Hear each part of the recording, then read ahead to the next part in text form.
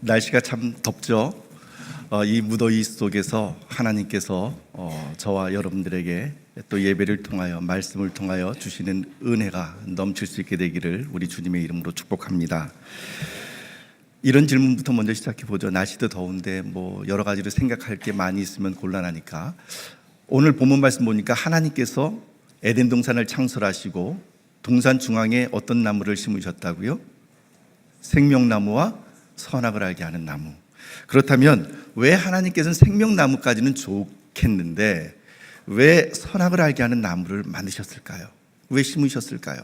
그게 없었더라면 아담과 하와가 선악과를 따먹고 범죄할 일도 없었을 것이고 그것으로 인해서 사람에게 사망이 왕노릇할 일도 없었을 것이고 선악과만 없었다고 한다면 모든 것이 근원적으로 깨끗하게 해결됐을 텐데 왜 하나님께서는 선악과를 창조하셨을까요? 생명나무 과실을 포함한 모든 열매는 먹어도 되지만 왜 하나님께서는 선악과만큼은 또 사람에게 먹지 말라고 그랬을까요? 선악과를 만들었다 하더라도 그것을 따먹을 수 있도록 하나님께서 허락해 주셨다고 한다면 아담과 하와가 죄를 범할 일도 없지 않았겠습니까? 그렇다면 모든 것을 다 아시는 하나님께서 아담과 하와가 선악과를 따먹을 것을 그것조차도 아셨을 텐데 선악과를 만드셨다는 건 하나님께서 인간의 범죄에 단초를 제공하신 분이 아닌가, 이런 생각조차도 심지어는 우리가 할 수가 있습니다. 오늘 설교는 바로 그 질문에 대한 답을 찾는 그런 시간이 될 것입니다. 창세기 1장은 온 우주 만물과 그리고 삼라만상의 창조를 기록하고 있습니다. 특별히 2장 4절부터 인간의 창조와 선악과를 좀 더 구체적으로 다루고 있죠. 7절 말씀 우리 같이 함께 읽어보도록 합니다. 2장 7절 말씀 같이 읽어봅시다. 시작. 여호와 하나님이 흙으로 사람을 지으시고 생기를 그 코에 불어넣으시니 사람이 생명이 된지라. 여기에서 하나님이 흙으로 사람을 지으셨다라고 하는 말이 영어로나 한국어로나 그냥 읽으시면 그렇게 이렇게 말이 혀에 착 감기지가 않습니다. 그런데 히브리어로는 이렇게 표현이 되어 있습니다. 사람이란 단어와 흙이란 단어를 히브리어로 바꿔서 제가 읽어보죠. 7절 말씀. 여호와 하나님이 아담아로 아담을 지으시고 생기를 그 코에 불어넣으시니 사람이 생명이 된지라. 땅이 흙으로 할 때 흙이라고 하는 말은 아담아입니다. 그런데 사람을 지으시고 할 때 그 사람이라고 하는 단어는 아담입니다. 왜 사람의 이름이 아담인가?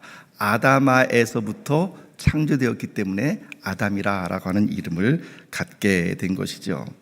그래서 후에 하나님은 이렇게 말씀하십니다. 창세기 3장 19절 말씀을 보면 아담과 하와가 범죄하고 난 이후에 아담아 너는 흙이니 흙으로 돌아갈지니라 라고 할 때 그 흙이라는 것도 물론 정확하게는 아파르라고 하는 단어를 쓰고 있지만 그것도 그 아담아라고 하는 단어를 만약에 바꿔서 읽어본다면 아담아 너는 아담아이니 아담아로 돌아갈지니라, 이렇게 워드플레이를 우리가 볼 수가 있는 것이죠. 왜 하나님께서는 생기를 불어넣으셨는데 하필이면 그 사람의 코에 생기를 불어넣으셨을까? 별거 다 생각하는 유대인들은 미드라시에는 이렇게 표현을 하고 있습니다.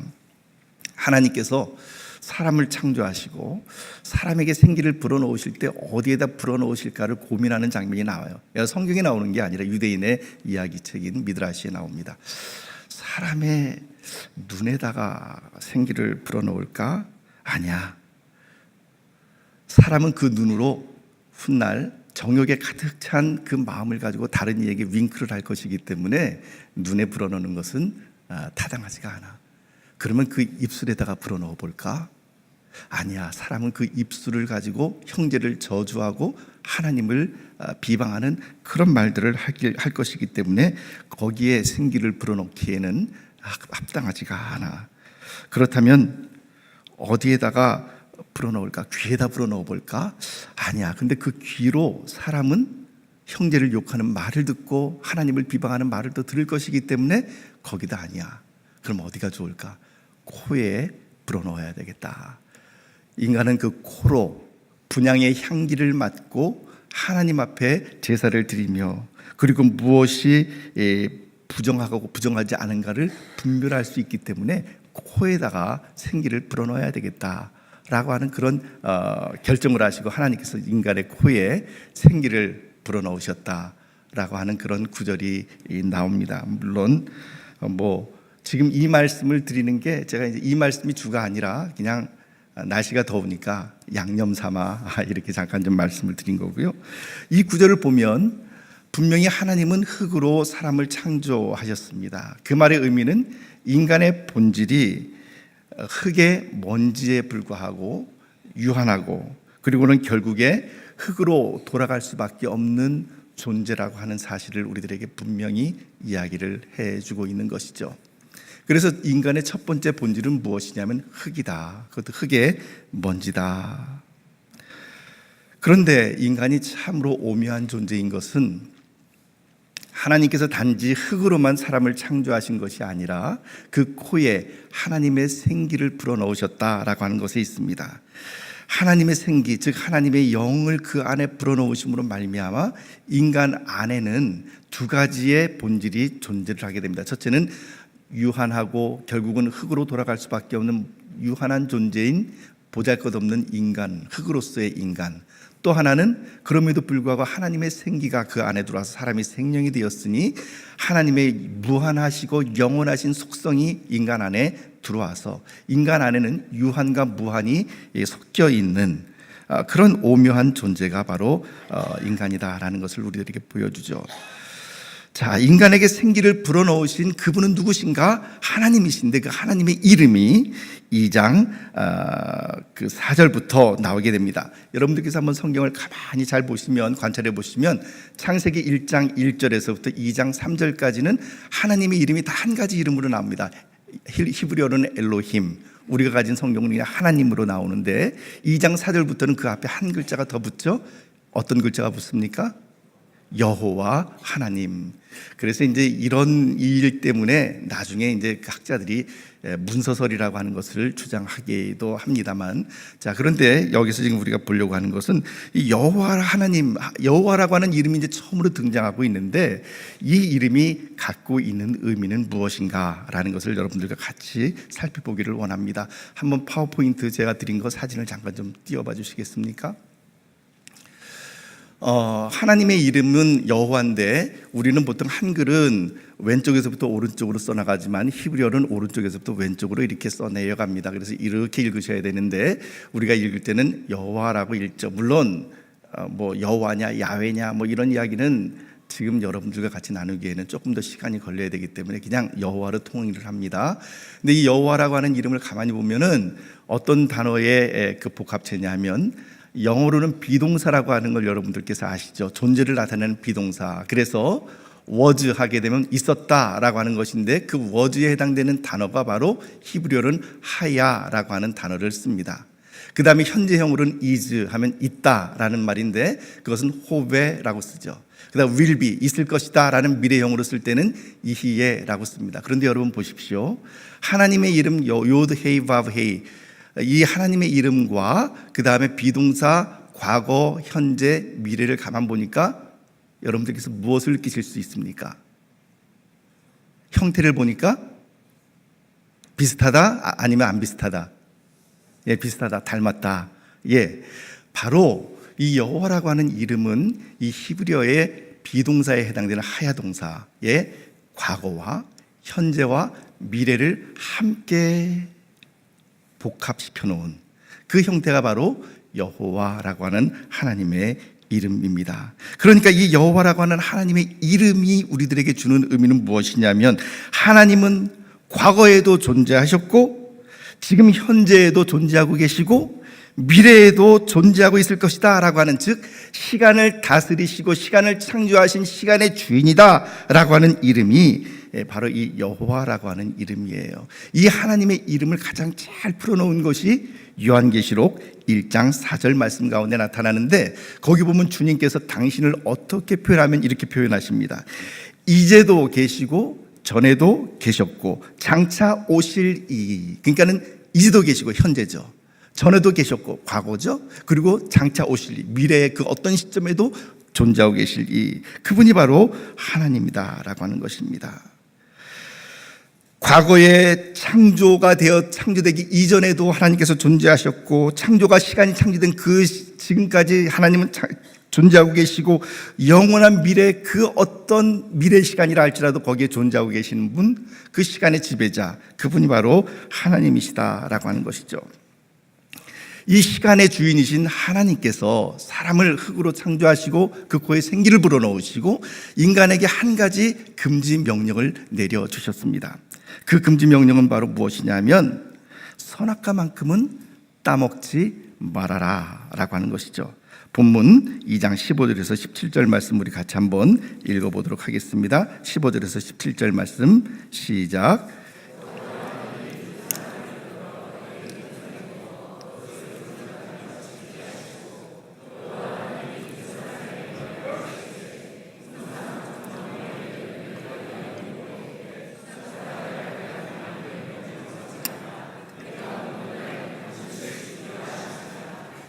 아멘.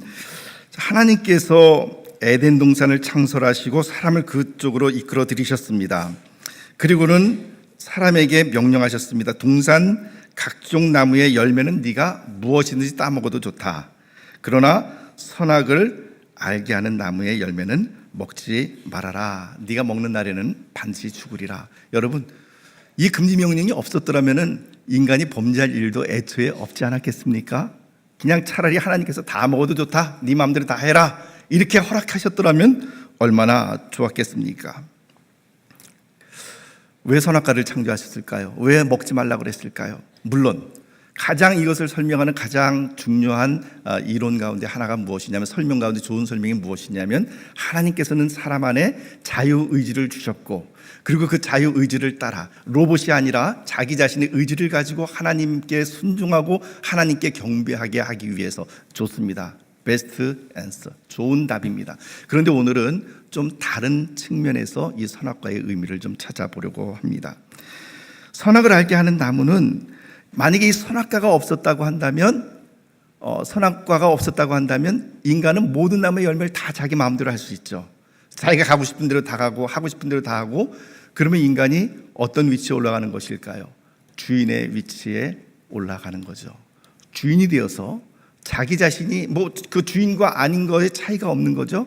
그런데 아담과 하와가 모든 것을 다 먹을 수 있지만, 그러나 동산 중앙에 있는 이 선악과를 먹지 못하게 될 때, 그것을 바라볼 때 아담과 하와의 마음 가운데 어떤 마음이 들겠습니까?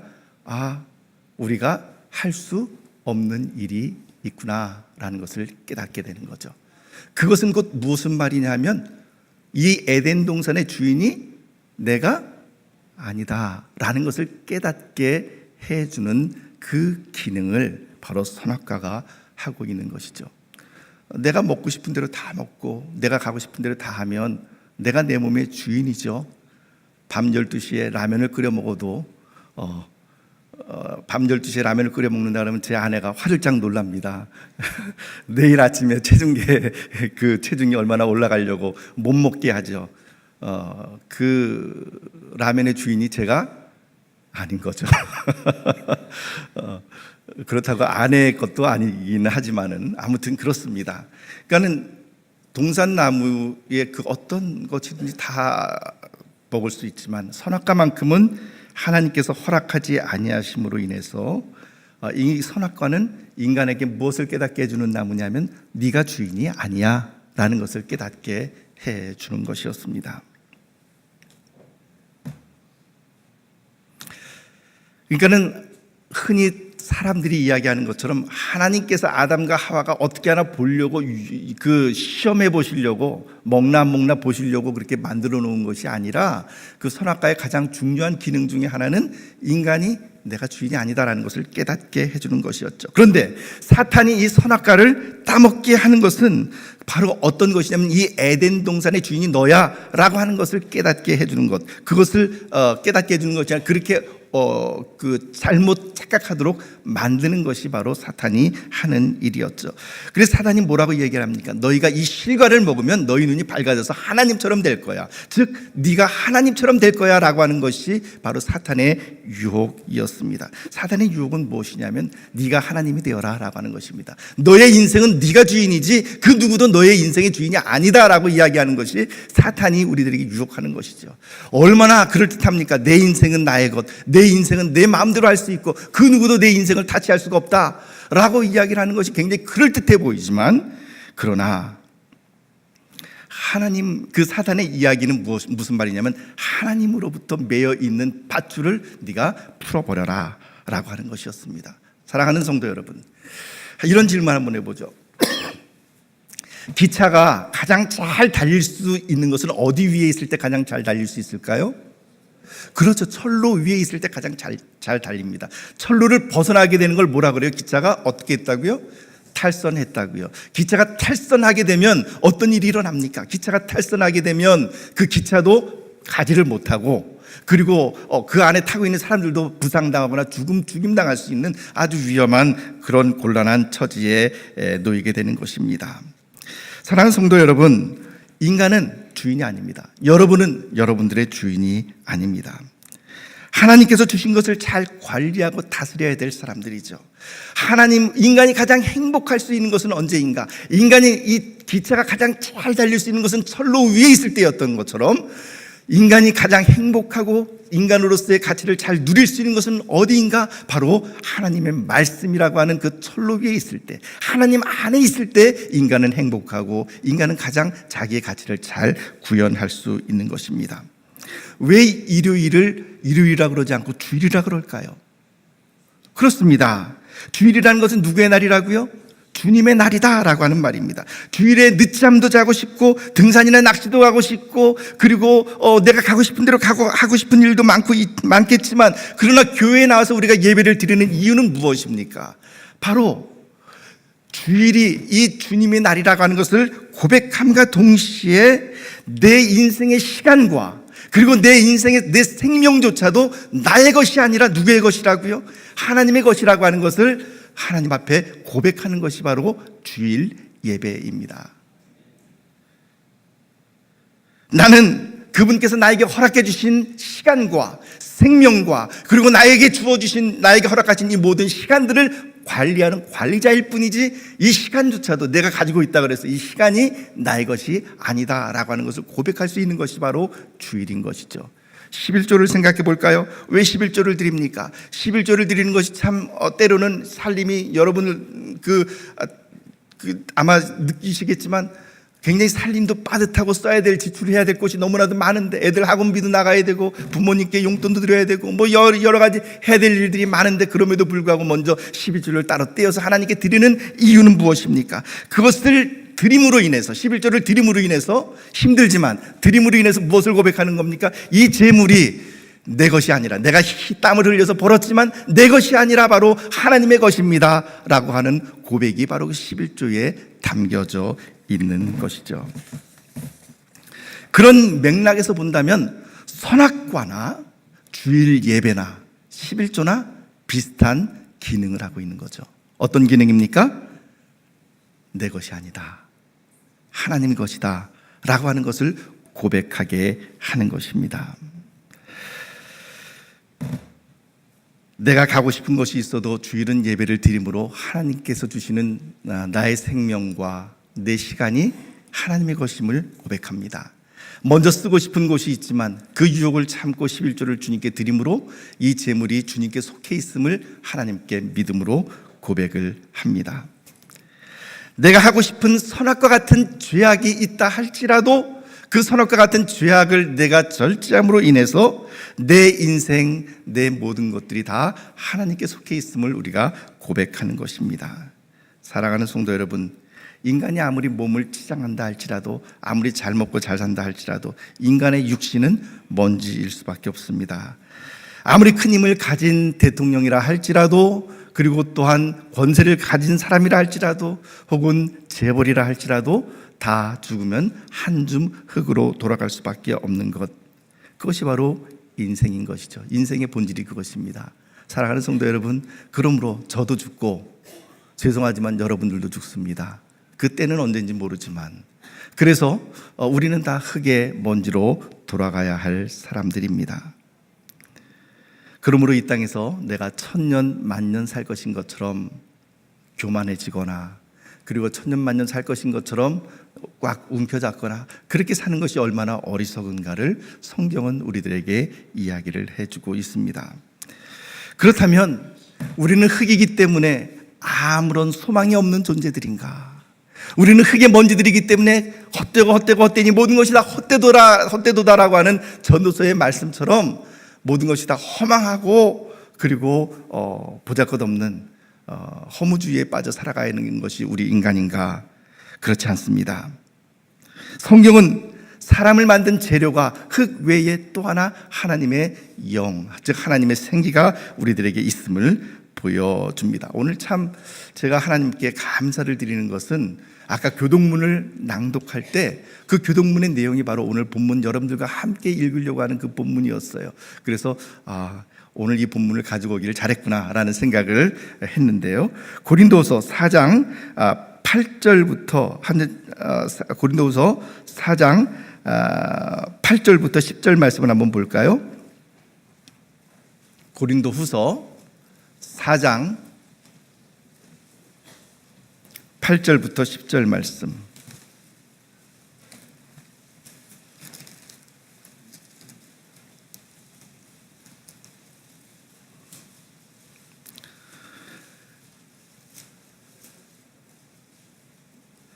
신약성경 289쪽에 있죠. 289쪽.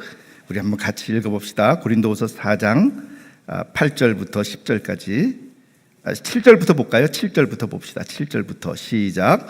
우리가 이 보배를 질그릇에 가졌으니 이는 심히 큰 능력은 하나님께 있고 우리에게 있지 아니함을 알게 하려 함이라. 우리가 사방으로 우겨쌈을 당하여도 쌓이지 아니하며 답답한 일을 당하여도 낙심하지 아니하며 박해를 받아도 버림받지 아니하며 거꾸로 뜨림을 당하여도 망하지 아니하고 우리가 항상 예수의 죽음을 몸에 짊어짐은 예수의 생명이 또한 우리 몸에 나타나게 하려 함이라. 아멘. 성경이 우리들에게 뭐라 그러냐면, 우리가 이 보배를 질그릇에 가졌다. 질그릇이라는 말은 무슨 말이죠? 질그릇은 어떤 뭐로 만든 거죠? 흙으로 만든 토기가 질그릇이죠. 즉 우리가 이 흙으로 만든 이 톡이 무엇을 말해요? 우리 육신을 이야기합니다. 이 육신 가운데 무엇을 가졌냐면 보배를 가졌다고요. 그 보배가 누굽니까? 바로 예수 그리스도시죠. 예수 그리스도라고 하는 보배를 가졌다는 것입니다. 우리의 본질은 보잘것없는 흙의 먼지지만 그럼에도 불구하고 이 질그릇 안에 하나님의 생기, 즉 지금은 우리 주 예수 그리스도의 이름과 예수 그리스도 그분께서 우리 안에 들어와 계심으로 우리가 보배로운 보물 단지가 되었다라고 하는 것입니다. 사랑하는 성도 여러분, 금그릇으로 만들었다 하더라도 그 안에 쓰레기가 가득 차 있으면 그것은 무슨 그릇일까요? 쓰레기통이 되는 거죠. 그러나 보잘것없는 흙으로 만든 질그릇이라 할지라도 그 안에 온갖 보화가 가득 차 있다면 그것은 우리는 뭐라 그러죠? 보물 항아리, 보물 단지라고 이야기를 합니다. 성경은 우리들에게 이야기합니다. 너희는 흙으로 만들었지만 그러나 너희 안에 보배가 있다. 너희 안에 예수 그리스도께서 계시다. 그래서 너희의 생애는 결코 헛되지 아니하고 너희의 생애는 결코 허무하지 아니하고 너희가 비록 우겨쌈을 당한다 할지라도, 그러나 우겨쌈을 당한다 할지라도 낙심하지 않고 박해를 받는다 할지라도 버림받지 아니하고 거꾸로 뛰림을 당하여도 망하지 아니하는 인생이 바로 너희들이다라고 하나님은 우리들에게 선포해주고 계시는 것이죠. 그렇습니다. 우리는 비록 흙으로 만들었지만 그러나 우리에게 승리를 주시는 분이 계십니다. 그분은 바로 우리 주 예수 그리스도시고 그분의 이름이 우리 안에 있고 그 여호와 하나님의 이름이 우리 안에 있는 한 우리는 반드시 승리할 수밖에 없는 존재들임을 성경이 선포하고 있는 것이죠. 사랑하는 성도 여러분, 우리 옆에 있는 분들과 한번 그렇게 인사를 나눠볼까요? 당신은 흙의 먼지입니다. 한번 진심으로 한번 그렇게 얘기를 해보세요. 참 아름답지만 당신은 흙의 먼지입니다. 그리고 또 한번 이렇게 얘기해 볼까요? 당신은 반드시 흙으로 돌아갑니다.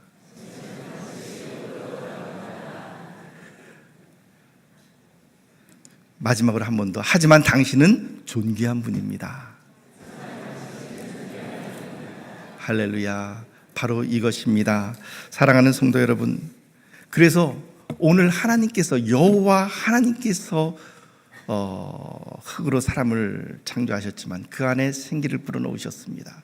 말씀드린 것처럼 여호와라고 하는 그 이름에는 과거와 현재와 미래의 존재가 다 응축되어 있는, 언제 영원 전부터 영원 후까지 존재하시는 그분이 바로 하나님, 시간과 생명의 주인 되시는 분이 바로 하나님이시다라는 이름이 그 여호와라고 하는 이름이에요.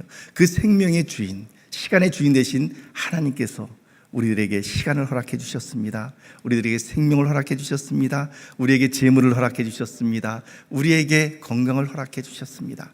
그러나 그 모든 것들이 다 나의 것이 아니라 하나님의 것을 받아서 누리는 것이다 라는 것을 우리가 반드시 기억해야만 교만해지지 않습니다. 그렇지 않으면 내 것을 가지고 내 마음대로 하는데 네가 뭐라 그래? 이런 이야기를 우리가 할 수밖에 없죠. 내 것이 아닙니다.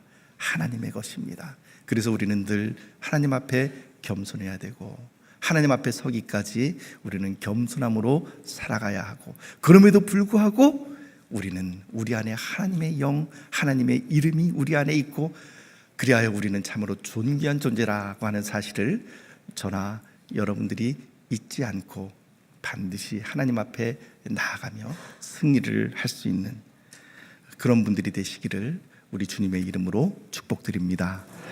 기도하겠습니다. 하나님 아버지, 우리는 흙의 먼지입니다. 그러나 단 우리 안에 하나님의 생기가 들어왔으니 주님, 이 예수 그리스도의 이름 끝까지 잘 붙들게 하시고, 생명의 주인이시오 시간의 지배자이신 우리 하나님 앞에서 우리에게 주어진 모든 것들이 다 선악과와 같은 그런 우리가 주인이 아님을 고백하는 것처럼 주님 앞에 겸손함으로 청지기로서의 삶을 살아갈 수 있도록 붙들어 주시옵소서. 예수님 이름으로 기도하옵나이다. 아멘.